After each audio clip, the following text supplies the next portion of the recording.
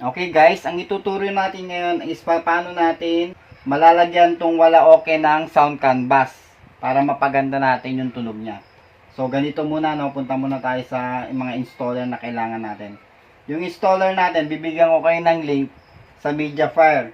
Ngayon, para ma-extract nyo yung installer, naglagay ako ng file extension na .x. I-remove nyo lang yun sa file extension yung .x para ma-extract nyo yung file.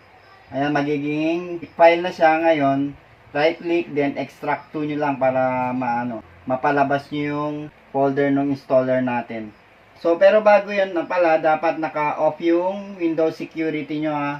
Kasi i-block yan yung mga installer natin. I-off nyo lang, saglit lang naman.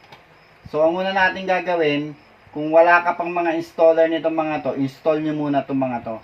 Halimbawa, itong Coolsoft.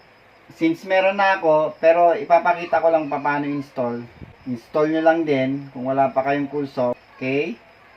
Next. Okay, nag-run na yung natin. Okay, continue. Dire-diretso lang, basta install nyo lang yung Coolsoft. Okay, next. Okay. Reboot now. I want to reboot later. Okay. Mamaya re-restart na lang natin.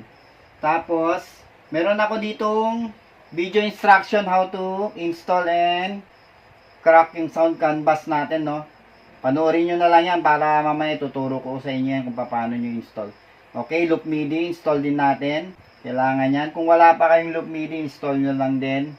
So, i-launch natin yan. Okay, meron na. Okay na. Doon na yung Loop MIDI natin. Okay. Tapos, yung wala okay. Kung wala ka pang wala okay, install mo lang din. Since meron na, eto na, naka-install na. Okay. So, susunod na muna rito yung sound canvas. Paano natin siya install. Okay. Sound canvas installer. Yan. Okay, install lang natin. Okay, pag natapos na, huwag nyo munang iraran. Click nyo tong fix para may license nyo siya. Okay? Ayan o, lumabas na o. Para ma-license nyo yung sound canvas natin. So, okay na siya. Operation completed. Okay? So, okay na yan. Ngayon, dito sa mga dinownload natin na files, meron tong Sabihost 32 at saka Sabihost 64. Ngayon, kung 32-bit yung system nyo, kaya 64-bit, ito ang gagamitin nyo ngayon. So, Sabihost 32 tayo ngayon. Click natin yan para mapalabas natin yung, click natin yan. Punta ka dun sa Drive C. Hanapin mo sa Program Files, Program 86, yung na-install mo na Roland. Ito. Ngayon, kunin mo tong Sound Canvas BA, tapos kunin mo yung DLL nya, i-open mo siya. So, wait natin, no, kung mag-open na yung sound canvas, no. Ayun, lumabas na siya. So, magta-trial muna tayo. Pero bago yon, napalabas nyo na tong sound canvas, kailangan pumunta ka dito sa devices, then click mo tong MIDI, then dito sa input port 1, lagyan mo to ng loop MIDI port para mapagana mo yung tunog ng sound canvas. Dito papasok sa sound canvas yung tunog. Pagkatapos nun, punta kayo dito sa, para malagyan natin ng, try natin mag-play kung lalabas na, no, magagana, no. Pero bago yun, ganito muna gagawin natin, no. Nakalabas na yung sound canvas, ito na siya. Punta muna kayo dito sa Coolsoft Virtual MIDI Synthesizer. Punta kayo sa configuration. Di ba tayo naglalagay usually tayo ng sound font dito?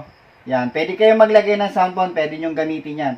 Ngayon, para mapagana natin itong sound canvas dito sa wala okay, kailangan punta kayo dito sa MIDI Mapper. Yan. Sa MIDI Mapper, hanapin nyo itong Loop MIDI port. Yan dapat ang nakapasok dyan, Loop MIDI port. So, apply nyo yan, click OK. Dapat yun na nakapasok. Ngayon, pag nag-play ka ngayon ng music dito, papasok na yung sa sound canvas nyan. Yan. Try natin itong Lola Amor. Ayan o, nakita nyo. Pumasok na, hindi nyo lang naririnig kasi hindi na ako nag-record ng audio ng Pero nakita nyo na yung signal niya, oh. Pumasok na siya. Bali, ganun lang din ang gagawin ninyo. Ito yung pinaka-importante para mapadaan nyo sa sound canvas. Dito sa Virtual MIDI Synthesizer, kaya pina-install ko yan. Punta kayo sa configuration, punta kayo sa MIDI Mapper.